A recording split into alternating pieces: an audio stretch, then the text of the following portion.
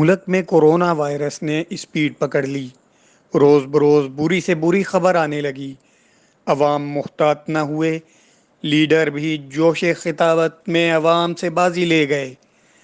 ابھی شاہد خاقان عباسی کی صحت کی فکر تھی کہ مسلم لیگ نون کو ایک اور جھٹکا لگ گیا۔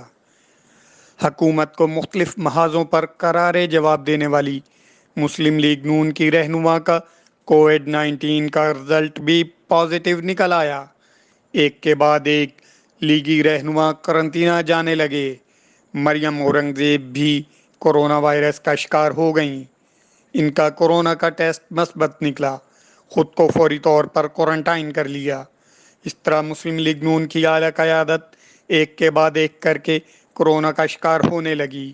لیگی رہنما شہباز شریف چاروں اور دیکھنے لگے، قیادت کا فقدان نظر آنے لگا۔